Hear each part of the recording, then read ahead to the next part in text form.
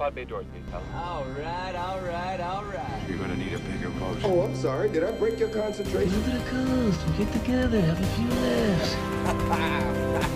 A Movie Odyssey with Brad Patello and Gus Trout. Wow, I just realized Christian Bale is younger than me. You still have time to become Batman. All right, I'm back. Thank you. What do we get?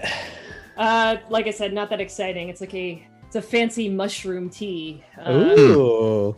Yeah, so, some shrooms. How LA of you. It's embarrassing, I know. I listened to a podcast and they tricked me into buying some performance mushroom tea with lion's mane. So I don't really like coffee, and caffeine kind of destroys me. So I want something warm to sip on during the day that isn't tea. So I got this mushroom stuff, and I got the caffeine free kind. And nice. I don't know. I'm a caffeine addict. I couldn't live without it. I like all most beverages. of the animation industry. Yeah. It's like the magic of editing and music. Sometimes I will listen to mute. I'll have a movie on and I'll be listening to music, but I'll have the movie on mute. Oh, whoa. And it the song will just be lining up magically. Just like the cues and stuff. And that's just, it has a rhythm. Music has but a rhythm. that is rhythm. the coolest thing about movies is because movies is visuals and the audio.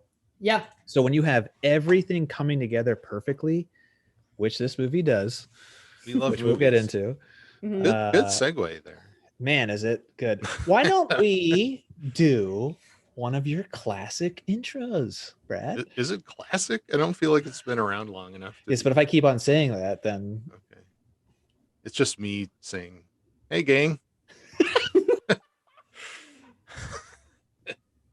So, yeah, Megan, Gus, and I have a podcast. It's awesome. And you're on it. I'm so excited to be here. I've listened to it. I hope I can live up to the high caliber of quality content that you've been delivering thus far. Ooh. Oh my gosh, Megan, you just made this podcast 20 times better than it already was. Yeah, man. Yeah, It wasn't good before, but now, yeah. Bringing some credibility. It's going to be Gus, Brad, and Megan now. I have to add your face to the cover. Yeah. He also promised Lucas that just to... Oh, no. Lucas. Who's Lucas?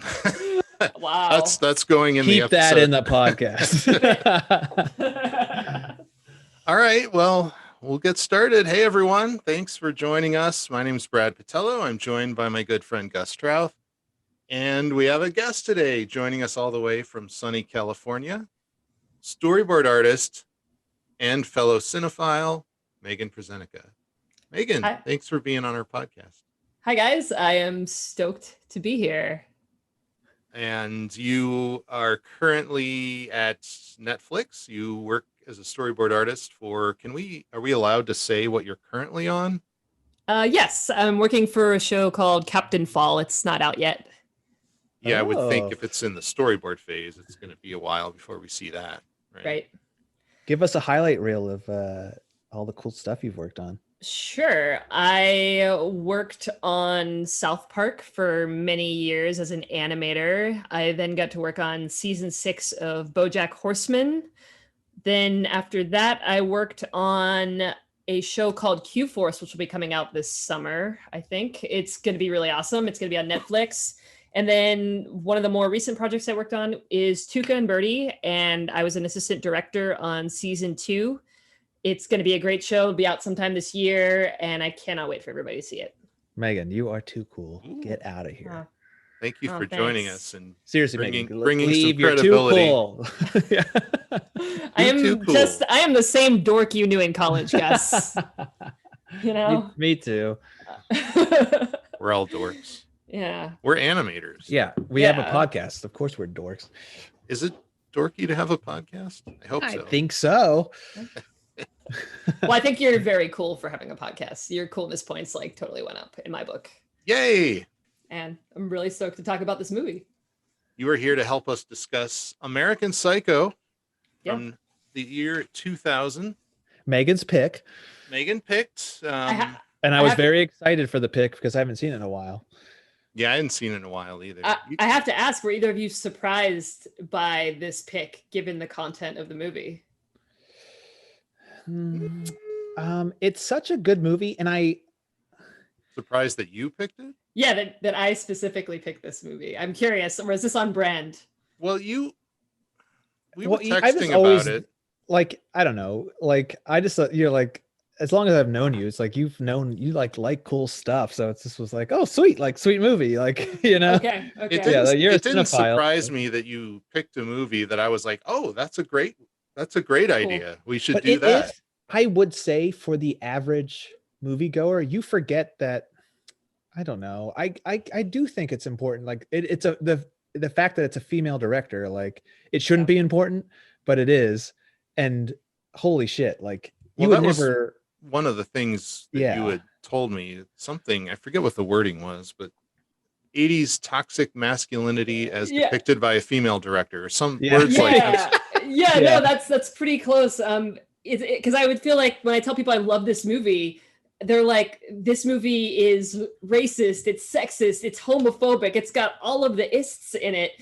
And it's so violent against women, and yet I love this movie because I think it's hilarious, and I think it is through this lens of a female director and a female screenwriter. So I think had a different director or a different team taken this movie on, it would be completely different. You'd have, like, if Scorsese was actually one of the people who was going to direct this or was floated around, and if you had that, you basically probably have like The Wolf of Wall Street, which is a completely different movie. And I think because it's these two women showing this Patrick Bateman character, I think it makes for really, really interesting storytelling with all of this like 80s nonsense and excess going on. Right. Yeah, it was really controversial when it came out. Yeah. And the book was as well, based on a book. Yep. By Bret Easton Ellis, which I read that as well. And he's also, a very controversial figure to this day. Yeah. What did is the book better, Megan? Tell us. I like them both, but I think I prefer the movie version, believe it or not. Because it's movies have won this time. Yes, it's so over the top violent, the book, and I guess the book is even worse. It's really, really really dark stuff happens in the book, and I like it too. But I think I just really like this movie adaptation of that book. The book's long. I did I wrote it down like kind of different ways, but in my notes I wrote perfect execution. Every bit of it ties together so perfectly. The music, the humor, the shooting style, the editing, everything. It's just. You mean perfect murders and executions, I think. Yes. Yeah, controversial movie, very divisive. And when it came out, I think kind of in retrospect, people look back on it. I think it was like, part of it was people couldn't figure out if it was supposed to be satirizing those things or if it was like actually like espousing those things. It's pretty. Yeah, that's a big question. And I kind of actually am curious of your opinions as two men who watch this. Like, how do you feel about Patrick Bateman? Because I have a very strong point of view that this is satire. This is hilarious. You're not really, you're supposed to find all of this stuff like ridiculous. I read it as satire. So you read it as satire all the well. way. Yeah. Yeah. I totally read it as satire. Yeah. And not just because dramatized sound effects. It's a female director. Yeah. Well, that's not even a thing that came into my like when I first was seeing this movie, it wasn't like I wasn't paying attention to directors. Do you know what I'm saying? Yeah. So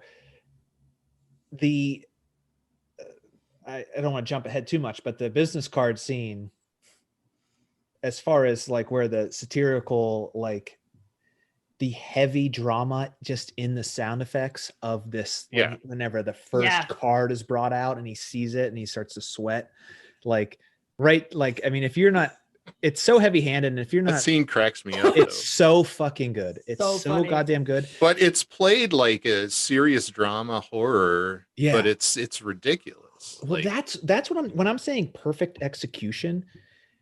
The director has had such a vision of what this movie should look like. The final product is so well executed.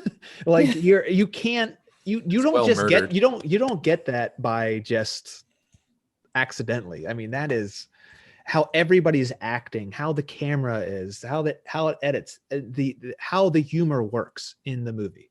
Well, yeah, the tone of it. It's not overtly funny and it's not overtly satirical, but it's clearly. I guess I can understand people thinking it's not.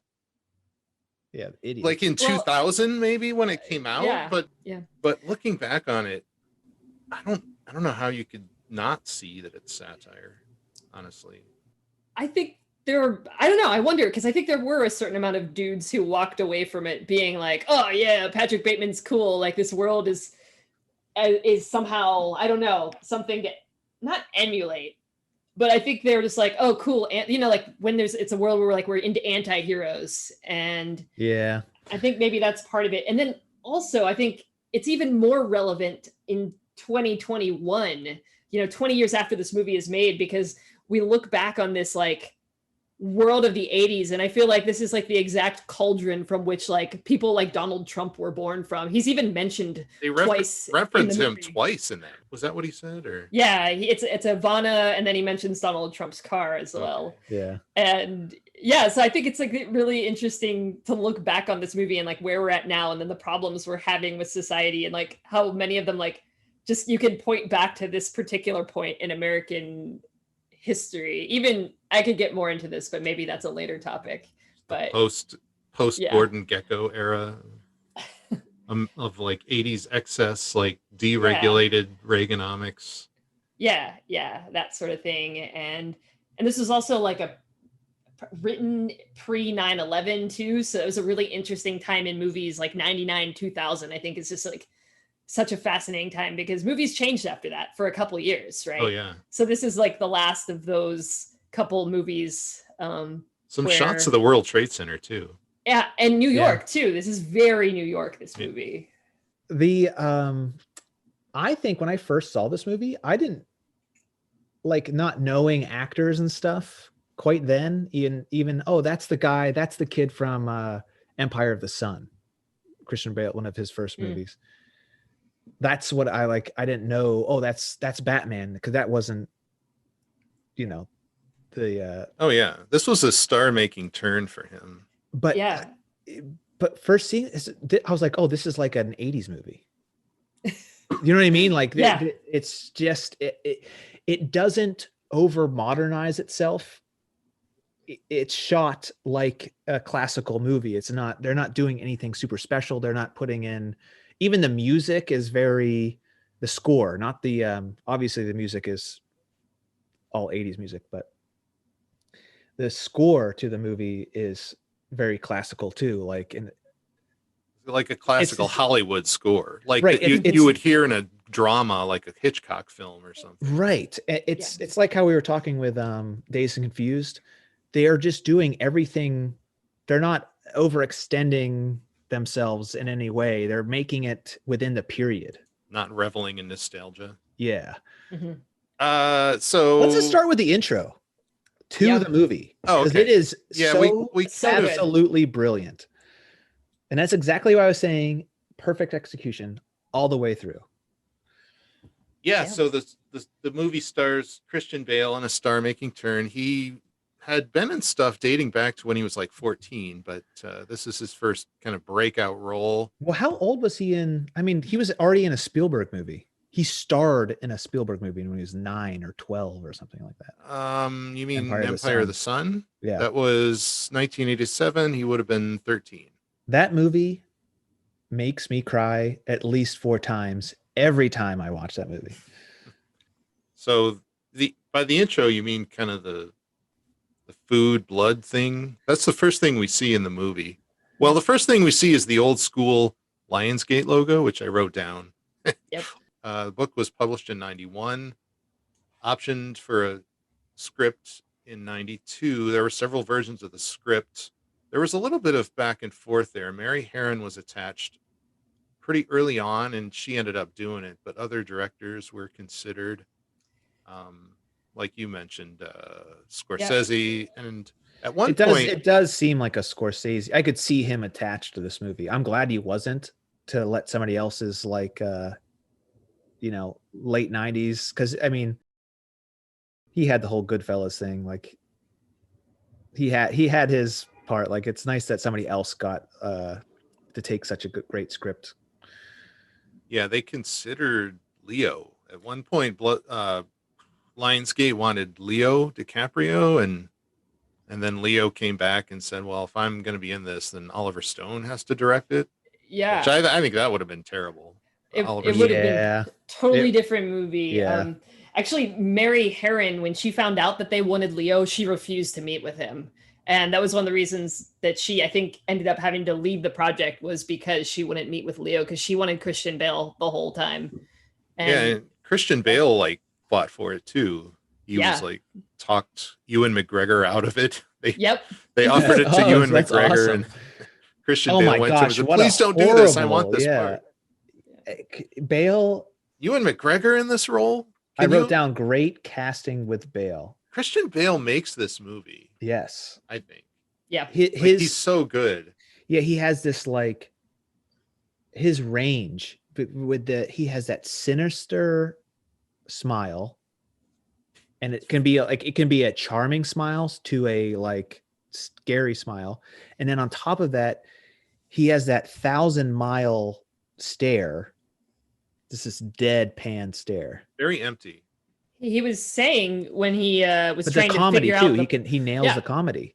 Yeah. Well, he said, he drew from inspiration for this part. He actually he was like having a tough time figuring out how to play the Patrick Bateman character. And then he saw an interview with Tom Cruise, and he was like, oh, this guy, like, he's got this smile, he's got all this charm, but like nothing behind the eyes. Like this is like vacant, like what's really going on in this dude's head. And from that point on, he knew how to play Patrick Bateman. I can see that too. It's like, not only... I saw that going in, and I saw his performance, and I'm like, oh, I can see that. I can see how it's very Tom Cruise, especially like now that how much we know about Tom Cruise now. But yeah, not only like he's doing an accent, but just the comedy through his voice and through his body, like when he's doing a little like shimmy whenever like he has that scene. I noted that. I wrote that down.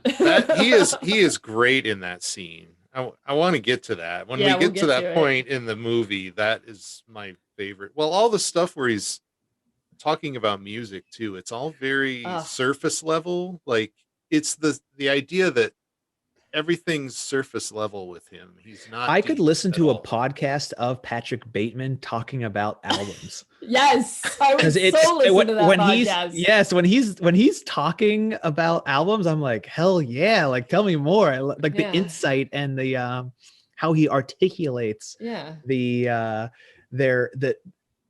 where the album is placed in the career of the artist. It's so good.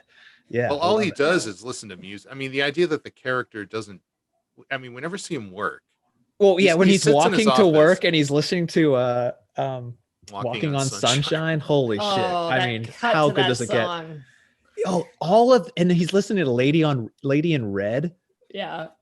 Which is that too. What a great, all of the songs are so well picked. They have such the like duality it's such the juxtaposeness of him listening to Walking on Sunshine as he's like wants to murder everybody. I guess Whitney Houston didn't want any of her songs in it though. He does a rant on her, right. That's the third. That's the third rant, right? Yeah. Yeah. So we'll get to. Let's talk about the movie. I guess we are. I mean, let's go through it. Yeah. So the title sequence kind of sets the tone right away. I think you see this, this droplet of pure white. It's pure white, and you see a drop of what looks like blood, but it's actually some kind of sauce. But that pure white, it does have, I think, a lot to go with this movie too. You know what I mean? Like his apartment is like the sterile, purity of everything. You know, I think I wrote down the word sterile as well. Yeah. Everything is cold, sterile, like not a lot of color. Right. And then the font in the opening is the same font as the business card font too. Oh, nice. So I didn't put that together. Of course. Yeah, it's pretty similar. So yeah, that I like what that. Does he call it? Oh, and this font is called, oh my gosh. What are the font names? He says it so slow. It's so good too. Yeah, the business. I remember the colors, but not the font. It's like, names. it's like the one color is like eggshell or whatever. No, that's bone. Yeah. Oh yeah, it's bone. It's a pale nimbus, you know. Yeah. Well, also I like how not only is the intro, it's doing this double thing where it's like you think it's one thing and then it's really, you know, oh, it's blood, American Psycho. All right, the first thing you see is a droplet, and how the music is going with that, where it's just like a little string pool, and then it slowly builds up to being like a classical song that they're playing in a very ritzy restaurant. And we get a scene at dinner to kind of introduce him. And one of the other characters describes him as the voice of reason and boy next door. But that's hilarious. I didn't pick that up. Yeah, he gets called like my little boy next door the whole movie. Yeah. Like by his girlfriend, by people that like, it becomes pretty clear that his friends kind of think he's a dork. Yeah. Well, yeah, he's forgettable. He's so forgettable that he blends in. Yeah. Well, again, it's that idea that everything's surface level with him. Like he's not he doesn't have a lot to him. He's like an empty shell of a person. Yeah. Right. I mean, that's kind of how it's supposed to. Right. That's what, like a sociopath, they actually don't have any emotions, but they're really good at blending in. Yeah, and that's basically kind of the opening like thesis of the film, that he says, if we can go to the next scene, when we start to see his apartment, some of his like inner world, that he ends that scene by saying, I simply am not there, though you can like shake my hand and do all these things. And he talks about being this shell of a person. And I love the way that scene is shot too, because you get him like at the, like, there's like the photo of Les Mis and he's like, it's his reflection while he's like taking a piss. And and then he goes through his whole actually I think his routine, it's part of his routine as well, right? That's the same scene where he works out, then he showers, and he's all different scrubs. Well, he has this ridiculous facial routine that he does too. Right, and what a great like visual with the mask thing. I noticed that too, peeling away the surface. But you know, when it's all surface, then you've got to take care of the surface. You know, he works out constantly. He has like a ridiculous morning routine. He's like getting a facial, and the massage therapist or whatever is like, your skin, Patrick, it's so smooth. Yeah. So perfect. So yeah, his apartment's very clean, sterile. He talks about when he's talking, at one point he kind of talks politics a little bit, but it's very just headliney, like how his little dialogue there, that little monologue of his, it's so good. And I'm so like, hell yeah, Patrick, that's right. Like, but there's nothing. He's just kind of spouting headlines. He clearly hasn't given this stuff like any thought. Yeah. He's saying what he heard. How he is saying it is so fucking funny. In like, one of the scenes too, he says fakey. Yeah. He said something about, can we not make anti-Semitic remarks or something like that? The anti-Semitic remarks. Yeah. You know? Yeah. What's that got to do with it, McDermott or whatever? Yeah. So yeah, he's engaged to Reese Witherspoon. He's sleeping with Samantha Mathis, who's his friend's girlfriend, and a bunch of other people. So that's kind of the first thing we learn about him. When does he kill the homeless guy? That's the first kill. The first time we see him kill somebody, it's a homeless guy and his dog. It's actually right after the business card scene, I think. So okay. So that makes a lot of sense. Makes a lot of sense. He's a little stressed out after that. And one of the things I also one of the things I also want to point out about this movie is like, this movie is so white, and I'm pretty sure this is intentional, but like any person of color in this film, they're in like a role as some sort of servant or like the homeless person, or they're the someone at the bar, like a bartender, or they're simply tools in his world to like a means to an end. And that's how he treats everybody in this movie too. He's so terrible, whether he's yelling at the dry cleaner or again killing the man on the street. So well, the first time we see the dry cleaner scene is the first time we get a sense that he. Well, no, that's not true. The first time we get the sense before we even cut to his like apartment intro is he goes to that bar. They go to a club and he's like, I want to put your head on a spike or something. He's talking to the waitress because they don't take these like credit things or these like, I don't know what tickets. Well, that's that's or obvious foreshadowing, you know, but the blood stain is kind of the first time we get a real like tangible evidence. Reality. We see evidence of it there. Right. But it's crayon apple. It's crayon apple. Yeah. Well, that is, I mean, I hate to jump ahead, but for the discussion of this whole thing, I mean, there is a sense of like, is he doing any of this stuff? Well, that's what I was going to get to at the end. Yeah, it's him. So is it actually crayon apple? We should make him wait for it. We should make them wait. The audience, I mean. Gus likes to jump to the end. Let's just talk about the end for the next 45 minutes. Well, he kills a bunch of people. It played like it at some point. Well, you don't have to jump to the end. I'm just saying, while we discuss about the meat of the movie, why don't we? It's strongly hinted that he made it all up in his head.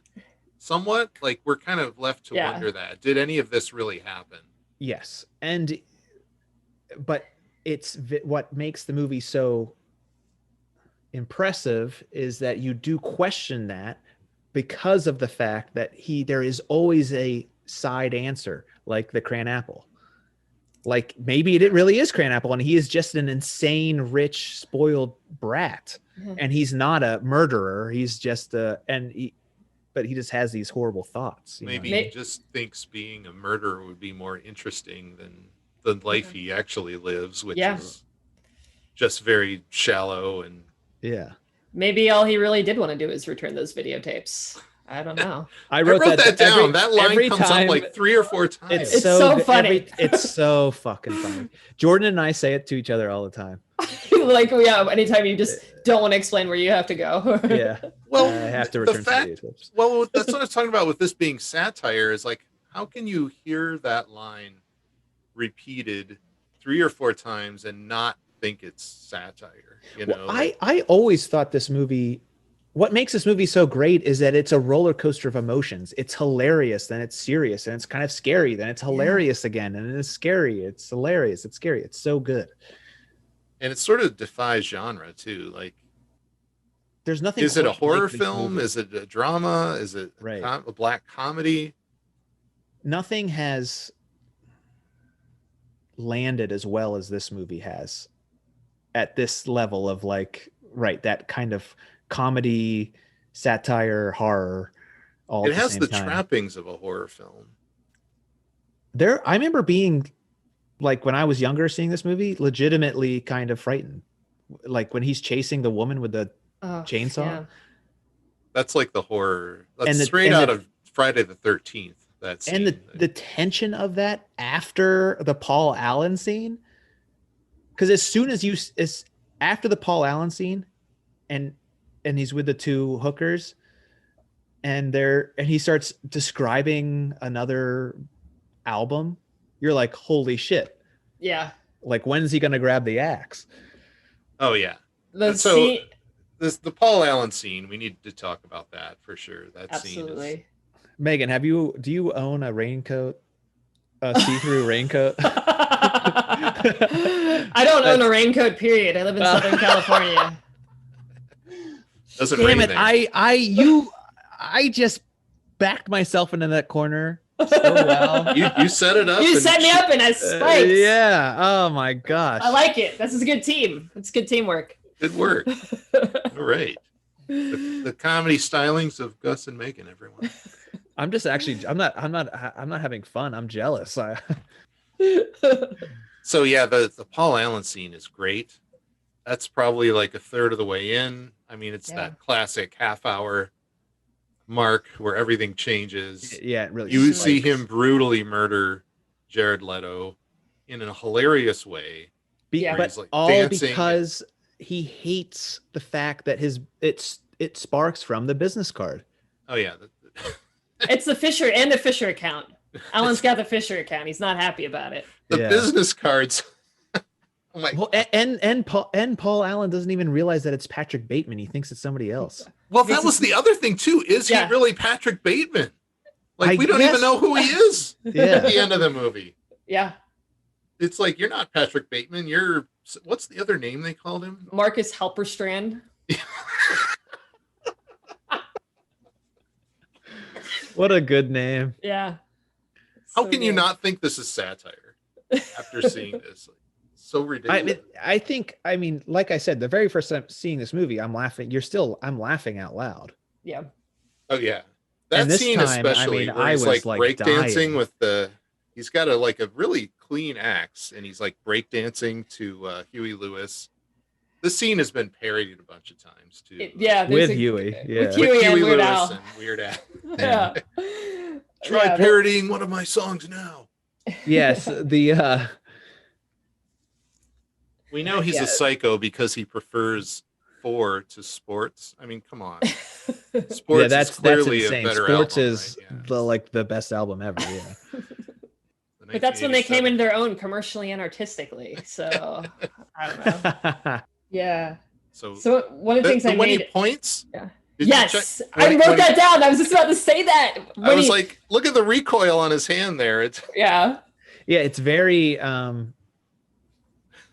there's very few movies that are like this, but when it happens, I think David Fincher is really good at this. And he actually's almost directed a fully animated movie, The Goon, which based off the comic Goon. I didn't see that one. Well, yeah, because it was never made. He was going to do it with Blur. There's actually a early like test of it. It's awesome. I'll send it to you guys. But Snowpiercer comes to mind. The preciseness of every character's movements is Almost like an they're animator. so exactly they're Mhm. animated. Like there's it, Yep. but it's more of the sense that it's coming from one person's mind, that the director is almost manipulating the movements of the actors. And His performance in that scene is just so, I don't know, it's so good and it's so hilarious, and you can rewatch it 20 times and every time see something a little bit new Yep. in his performance. One interesting thing too I learned about the scene, because I'm obsessed with this scene as well. I've like read everything there is to read about Yeah, he it. moonwalks in the axe. Holy shit. Yeah. Well, interestingly, Bret Easton Ellis, the author of the book, was not happy with how Christian Bale played this scene. He was like, Patrick Bateman would never like do that shimmy move. He would take himself seriously the whole time. He wouldn't smile. But I disagree so much. I think Christian Bale played this scene perfectly as an actor. Like, I can't imagine not being that. being that, or like, can you imagine another actor being able to like talk about Huey Lewis in the news and while like holding an axe about to murder somebody and have it work? Like, I don't And think just like how he's like, "Hey, Paul," and he's just then he just like screams. Yeah. so that Megan, that scene was in the book, right? It's been so long since I've read the book that I don't know. I don't know that like there are these long rants about movies, but I don't know that anything's happening. Like, it's just literally like a page of him. It'll just be writing about a movie, and it's like not contextualized like this is happening while he's talking to another person. It's because I think it's like the whole book is his point of view, so he'll just like, it's almost like a diary entry. He just writes about it. But He's not saying it out loud to somebody else. In the book is, I mean, is the book as overtly satirical as the movie? I think so. Yeah. I mean, it's a lot of lists. It's a lot of him, the same way he talks about movies, he talks about fashion and what he's wearing. And like, he just has such this obsession and anxiety around like trying to fit into this 80s culture. Right, the because trappings he's of- always talking about like It's so super, like you all were saying, Brad, it's so superficial. Like Yeah. everything, he's just only on the surface. But yeah. Oh, one of the things I want to talk about in that scene too is that shot where like the camera is just on Christian Bale for so long, where he's like he's hitting Alan with the axe, and it's like an upshot, and then like it doesn't cut for like a really long time, right? It's just on Bale's face. He's got the blood on one side of his face, and there's this whole moment where he like recovers from that. He gets himself together after like brutally hacking at this dude, and he walks across the room, and he sits down on the couch, and he pulls out like, I guess it's a cigar, and lights it, and he turns his face to the other side, and you just see the profile side of his face where there's no blood at all. And like, I love that shot. I love that whole, like, it just, they didn't cut it all. Yeah, and it's all one take, isn't it? It's one take. It's beautiful. and what's the like So they how did orchestrated they- the blood spray, because clearly that's saying that's intentional, of course, where he turns and you don't see it. So clearly they orchestrated the blood splatter to only hit one side of his face. I also love how disheveled his hair looks. Yeah. Because they have it like all like styled straight back.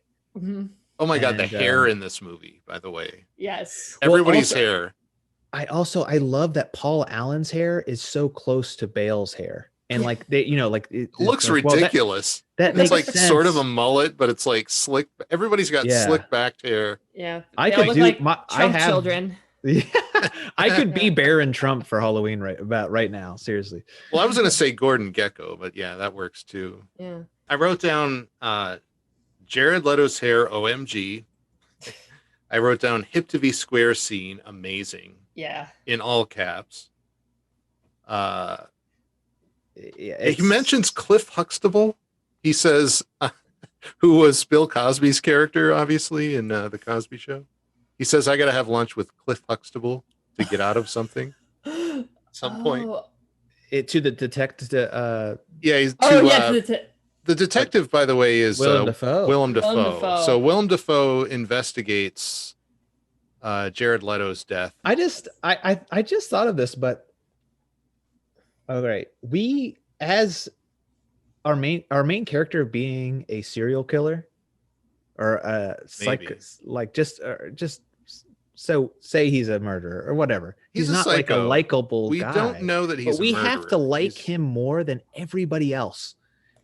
Oh yeah. So they are That's- so good at making everybody else such a giant piece of shit that you can't wait for them to get axe murdered well, the by one prostitute seems I was gonna say to the exception. I agree. Well, Christy, and then also Gene. I feel like Gene is the character that we're kind of supposed to empathize with, his secretary, and especially, and we'll get to this, that scene where he asks her on a date and they're in his apartment. Like that's the whole movie. The most I'm like, no, don't do it. No, don't, not Gene, not poor Gene, because she's so sympathetic. And then like even at the beginning, the first scene where they introduce her, you could just see how she's like so trying to like please this man and like do a good job at her job, and she wants his approval so bad, and then he's such an asshole about her clothing, and he tells her, and Gene, don't wear that outfit ever again, and he's so condescending to her, and they're probably like almost the same age, and it's just what a great actress too. What's her name? Chloe Sevigny. Yeah, God, fan. she can play everything, yeah, and she has. But yeah, so she's pretty young here too. This is early in her career as well. He was watching the Texas Chainsaw Massacre while doing crunches. He watches porn and Texas Chainsaw Massacre, which is it's like an obvious thing. Like, I wouldn't say it's a genius move, but it's those things. It's just like, well, here's the interesting thing. Smart. The interesting thing about the scene where he's watching Texas Chainsaw Massacre is that you hear it before you see it. You saw him watching porn earlier in the film, and you hear the sounds, and you're not sure if it's like a porn, because you're kind of like, is that more porn? But then it cuts and it's Texas Chainsaw Massacre. Right. And then the whole fact that he goes Texas Chainsaw Massacre at the end, towards the end. Yeah. Well, he kills one person with a chainsaw in a ridiculous scene, by the way. Where he throws the chainsaw down the stairs. But his scream that to keep that shot in there of him yelling as he got her, his That excitement. scene, that whole scene is straight out of a Friday the 13th movie. That's the final girl run. In every Friday the 13th movie, there's a scene where the final girl runs around the camp being chased and finding all the bodies. He hires that prostitute twice and kills her the second time. The first time he just beats her up. He Which hires is just so that is almost like worse than him like taking an axe to a dude's like that is way worse than him axing Paul Allen.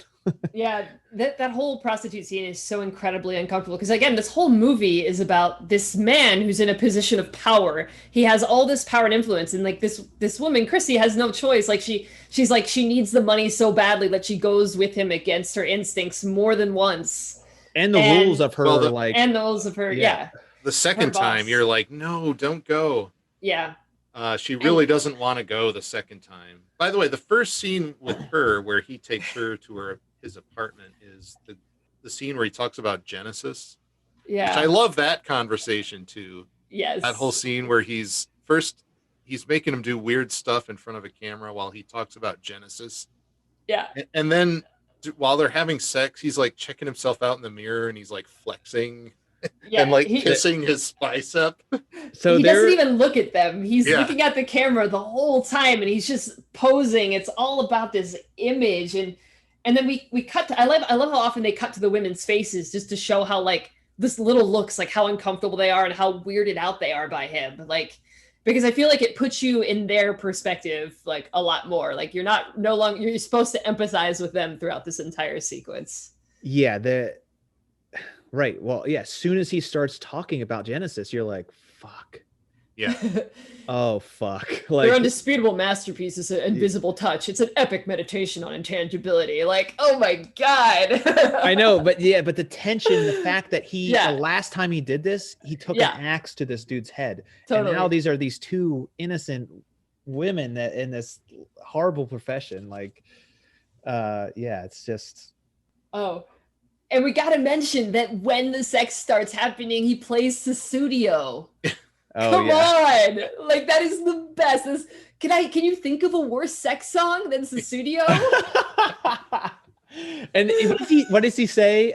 I love this song or something like that. Yeah. He goes off on Sussudio for a couple minutes. He's just like, this is Sussudio. And then he plays it like the timing of that is so good. And he just walks through the camera. Yeah, that's a great shot. I wrote down cut right to chauvinism. Oh, there's so many great lines. Okay, that's the scene after where they're in one of their clubs or bars. It's like him and Bryce and I think McDermott. And that's the scene with Lewis also. And they're talking about how there are no girls with good personalities. Oh, yeah.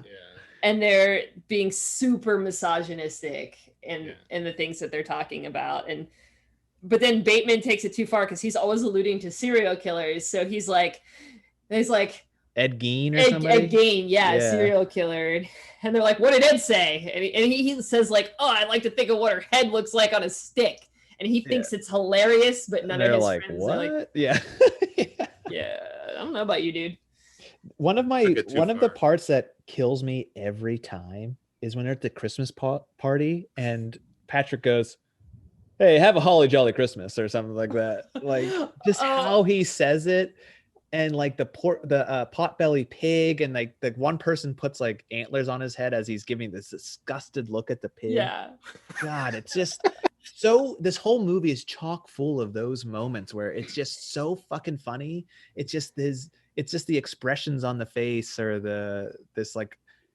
this cheesy line. It's not like a funny line. The way he interacts with everyone, I mean, especially the women in the movie. Like, the whole thing was he goes, hey, have a holly jolly Christmas, and then he's like, his next question is like, who is that guy dating that girl? Like, who's that girl? Like, he doesn't care about he doesn't actually care if they have a holly jolly Christmas or not. And like, just to get Evelyn to shut up, he goes, mistletoe alert, and he brings her in and kisses her because she's like, Patrick, who was this? Why did he think you were Marcus? Who's Marcus? And he just totally shuts down the conversation. All right, so business card scene again. Yeah. And really tense music during this scene, like the second business card scene. And there's queued up sound effects too for like this, like Yeah. as like the card comes Yeah. out. In slow motion. What is with the business cards? Because they're all the same. They all have the same title, Vice President. And it's all the same font too, right? Or is it different fonts each time? I think that's the joke, right? Is that they're all basically identical to like most people's eyes. You wouldn't even tell the difference, but these guys are like constantly sizing each other up and comparing each other. But like to any outsider, they all look the same. They're all basically the same archetype, the same dude. Well, it's that idea of like what you're saying, Megan. Like they're so in their own world, and there is such a culture to it, though, in this little weird 1%er world, that they are like breaking down what like the difference between like off-white and eggshell is or whatever. Yeah. Well, it's a major point of contention throughout the movie. It comes up like 3 or 4 times. Oh, let's see Paul Allen's card. Right. That's also one interesting fact about this movie too, that the business cards is actually spelled wrong on, they spell acquisitions wrong. So if you look closely, you can catch that someone must have made a typo. They all are spelled incorrectly. I can't remember how they're spelled, but yeah, it's a fun little fact about that movie because it's such an iconic scene. But yeah, there's that typo in it. Well, it was not intentional. I don't think so. No, I think some probably production big designer made a mistake. Wow. But it's just one of the spell that charms. Yeah, I couldn't even tell you what the typo was. Yeah. I did not notice that. Yeah. Oh yeah. But real quick, what we got Lewis, right? We want to talk about Lewis and how Patrick is about to kill Lewis because he pulls out the business card and he goes so into the goddamn good bathroom after him. And Lewis thinks that Patrick is into him and that they've both been like hiding this secret, the long stairs. Yeah, like and he kisses him on the hand in the most gentle and tender way. And well, yeah, he pulls his glove away. Yeah, his gloves to make so he has no fingerprints on his neck as he chokes him. Yeah, and that also leads to such a great. I have to return. Where are you going? I have to return some videotapes. Comes up there too. Yeah. This movie has a lot of like homophobia, but it's like a parody of homophobia. That keeps coming up. They use the funny thing is that they're the 80s and 90s were just there was they're going to clubs that are like extremely like the cool clubs are where all kinds of people are going to, Yeah, there's like drag queens at the very beginning scene. Like I think like the bouncer is like a drag queen or something. Yeah, they give him like a 20 or whatever. Yeah. Yeah. So it's weird. Or 100 or something. And maybe some of that goes back to just the fact that Bret Easton Ellis is a gay writer. So he's always putting that kind of stuff in. Like there's like, he almost has an internalized homophobia in a lot of his works. I wanted to mention that. Just from the writer of this book, he didn't want to come out publicly, I guess, because he didn't want people to read that into his work. Well, too bad, Brett. We're reading it into your work. Well, that kind of again gives it another texture of this, both the book and the movie. Yeah, they're not engaging in these things; they're parodying. But we get into conversations about like, at what point do you become what you parody? I think some people are just very surface level, saw it as really violent against women and didn't read the satire. And I think other people were, thinking it was just not enough satire, or that it was becoming what it parodied. Does that make any sense? Yeah.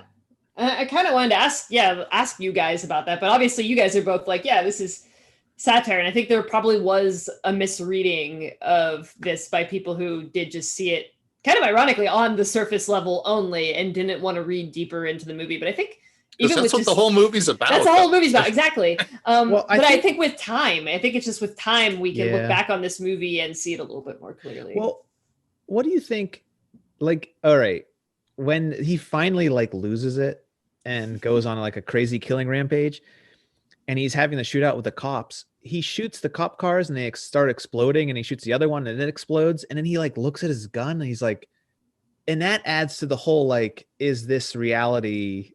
He's questioning, like, because as a viewer you're going, wait, that's not how it happens. What, this is turned into like a crazy action movie or something. Well, I think that's the, for the audience, that's kind of the first inkling we get that, oh, this is all like, none of this is really happening. Or that's sort of like the first suggestion, because that scene has a lot of really weird cuts where he runs past the same area multiple times.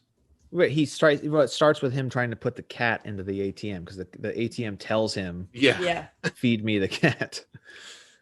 And then he shoots the woman because she's like, hey, what are you doing? Yeah. Don't do that. And then he's about to shoot the cat, and then he turns and he shoots her. But then and lets the cat go. He shoots the doorman, but then he runs past him later. And he's that's another doorman. Different doorman. And actually that's another really amazing cut, because he reaches into his jacket and you think he's gonna blow this guy's head off too, but instead he just pulls out a pen and he like signs himself into his building. Oh, and by that time he looks terrifying. like such a maniac because his hair is disheveled and he's so sweaty. Yeah. Well, at this point in the movie, he's just kind of killing indiscriminately. Yeah. What leads him? So he breaks up with Reese. So what leads him to like the ultimate, like that whole like run of destruction? So I think one of the things that happens here is that he meets with Kimball again, right? Oh, yeah. And I think that's a little bit. Let me make sure. Let me take my notes. It's the lunch date, right? Yeah. And we probably should talk about that Gene scene as well before that. But like he meets with Kimball again at that club because or it's a lunch. And throughout this whole movie, I want to say about Kimball's performance, or Willem Dafoe's performance, I don't know if you knew this one also, but he was directed to do 3 takes every time of these scenes, where during one take, he would act like he was to play Kimball as if Kimball knew what was going, like knew that Patrick was guilty. He was to play it a second time as if he was unsure. And then a third time as if Patrick was not guilty and he knew that he was not guilty. And that made for really, really interesting editing opportunities, because then the editor went back in and cut those 3 different takes together in a way that like you never quite know if Kimball is on to Patrick, because there's sometimes he says lines where you're just like, oh, he pulls out the Huey Lewis CD. He must know. Oh, and that's so I wanted to point that scene out too, because I did see that, and that did lead to the Huey Lewis scene where he picks it up and he shows it to him, and it's like, you think he's gonna say, look what I got, Uh-huh. It's like, oh, I'm not really into. Then it's just like, do you like this album? Or he says something about, too. He's like, no, I don't really listen to pop music or something. Yeah, he's like, no, it's too black sounding for me, which again, more racist. Oh, that's right. He and then he just leaves. He says, to each his own, and then he just takes off. Yeah. Well, there's another great where Patrick says something like, oh no, I was here, and he's like, whoa, that's not what I heard.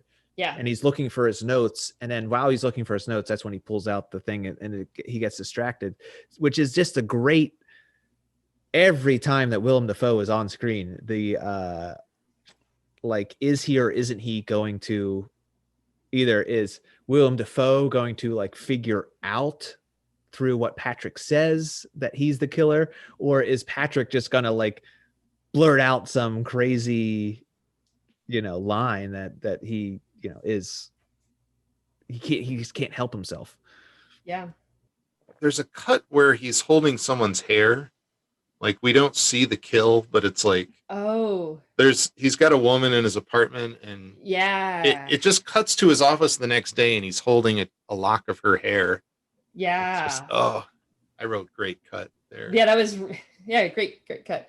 It was right before the one of the Willem Dafoe scenes. That was, I think, when Gene comes back in, or that might be the scene where he asks Gene to dinner.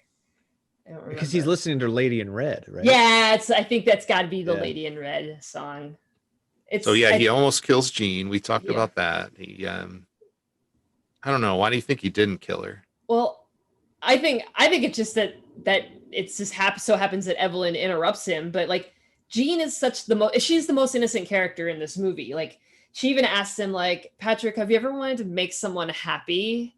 And he doesn't even know what to do with a question like that, because I don't think he's ever once considered another person's happiness in his entire life.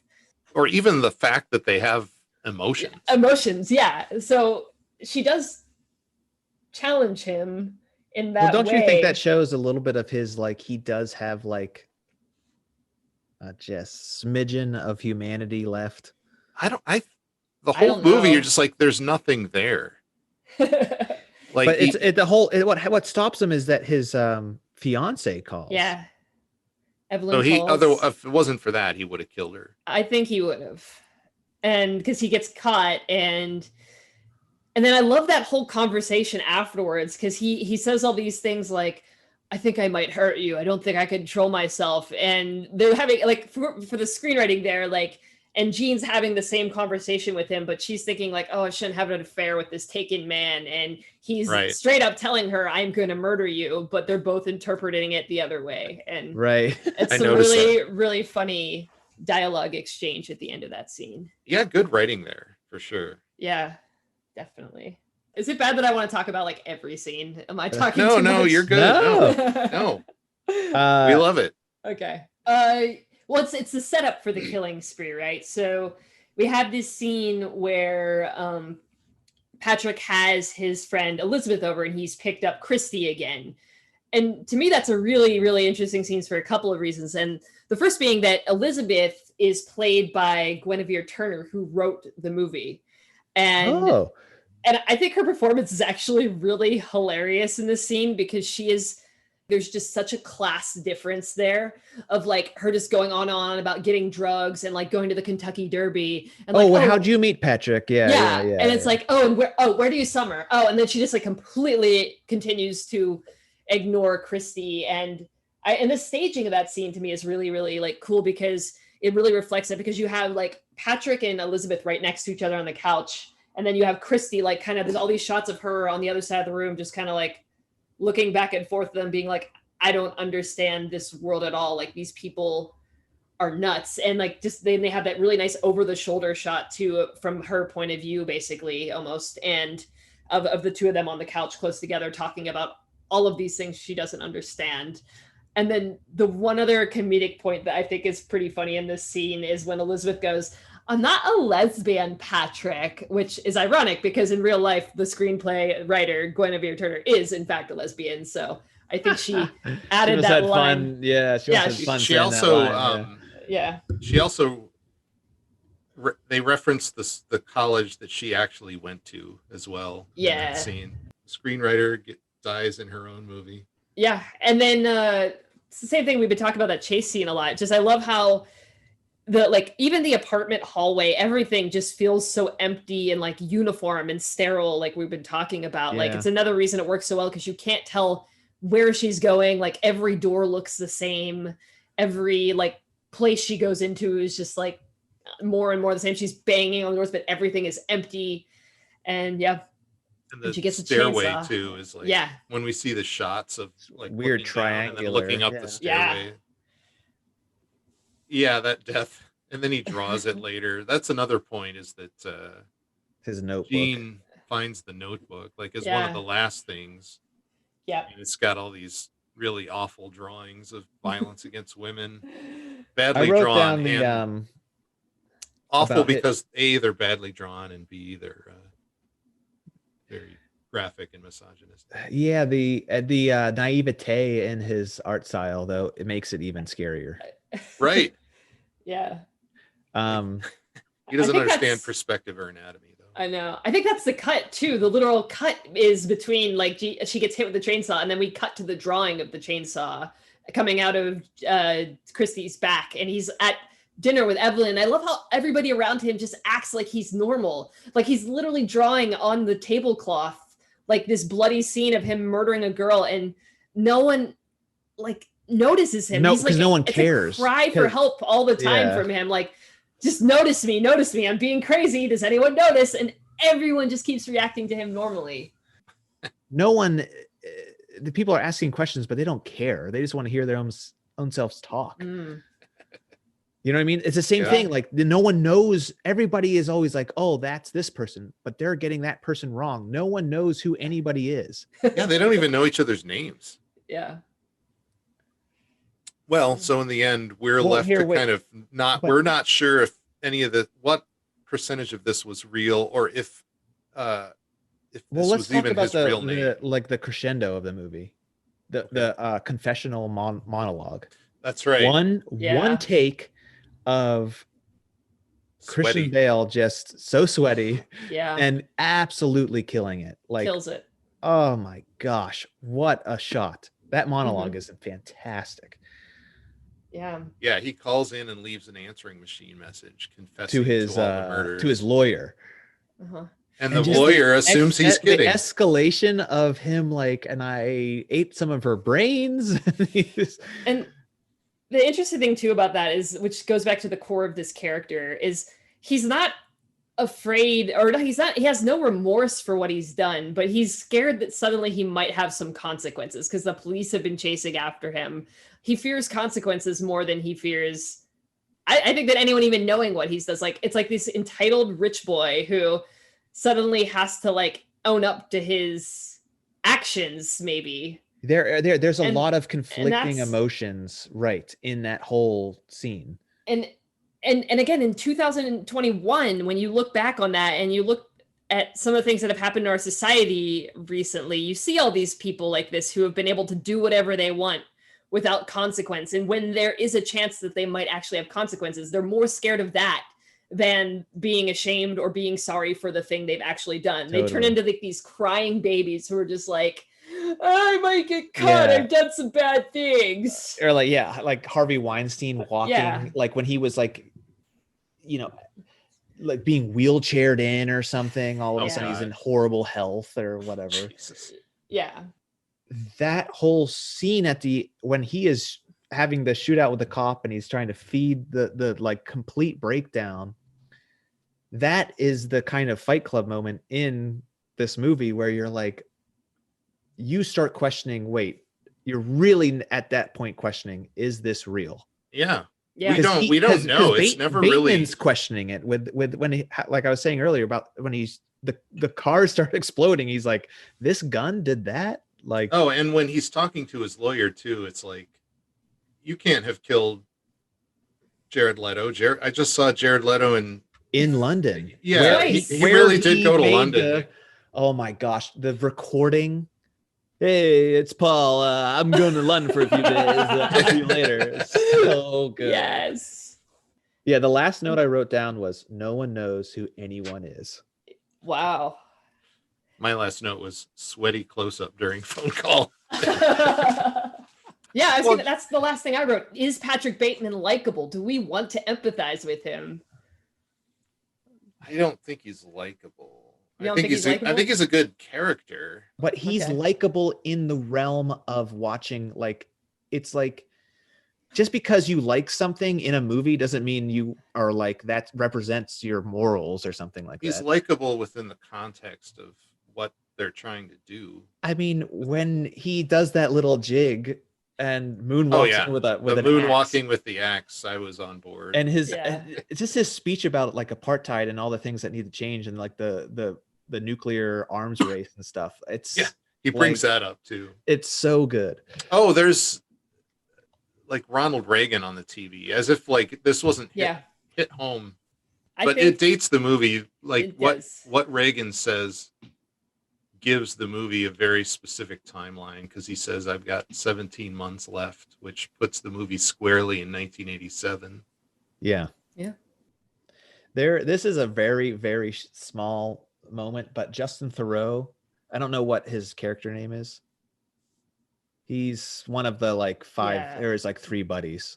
Bryce or McDermott probably, yeah. or what's the other He's one? like he has like black jet hair. Oh yeah, Bryce. I think that's Bryce. Bryce. Okay, yeah. The first club they get to, it's like a really 80s upbeat song is playing, and he's just doing this like really Oh! aggressive like 80s dance, and I it saw that. it kills me every time. Yeah. Oh, I'm so glad you said that because I noticed that for the first time Oh, this yeah? watching that Yeah, this is a movie that keeps on giving. Like I totally wrote that down. I'm Those so little glad to write details, that out. How many times have you seen it, Megan? I don't know, maybe 10. I don't know. Because you Yeah, I'm said up you there were with- borderline obsessed with it. That's how you described. Yeah, because like I always It's learn so- something, it's and I always very show it to other rewatchable. people. I like to show it to other people too, and yeah, I have other movies that I'm obsessed with, but yeah, this is one of the ones that like it just I don't know. I can't look away. It gets me every time. Well, it's completely rewatchable. Yeah. Every scene is enjoyable and memorable for so many reasons, because it might have been it's a beautiful shot, or the camera action's really interesting, and on top of that the music's good. Christian Bale's doing like 30 things that are incredible acting wise, his face or how he delivers a line, or just his movements. There's just so much to soak in with this movie. Couldn't recommend it more. That's the best. We'll have to have you back for some of those other movies you're obsessed with. I had a lot of fun doing this, so yeah, if you want me to come back, I'm happy. Oh, Megan, we would love for you to come back. Yes, again. please. Yeah, I'm glad you're happy, because we're gonna have Megan this is my back for jam. sure. Come on. I love this shit. Yeah, it's so fun. Yeah. So let's do a segment called "What Are You Watching?" Well, I don't know if I'll leave it in because this episode's probably going to be really long, but yeah, it's we do an episode where we do a little segment just where we briefly talk about something we've watched. I'll start off. Okay. I got one. This might be my 5th rewatch of Inherent Vice, Paul Thomas Anderson's pulpy noir LA stoner surf noir movie. Have you? It's really good. It's you can't. It's not a movie you can fully take in on first viewing. I never. I wrote it down. I can't articulate that really. It's just there's so much. The plot is so convoluted. It's intentionally convoluted. You're not supposed to know what's going on. You're supposed to be like slowly catching up, and never really quite catch up. But I think all the answers to the questions are in the movie. And Joaquin Phoenix is this private, he's like a PI. And his performance is so good. He carries the movie perfectly. He's always good.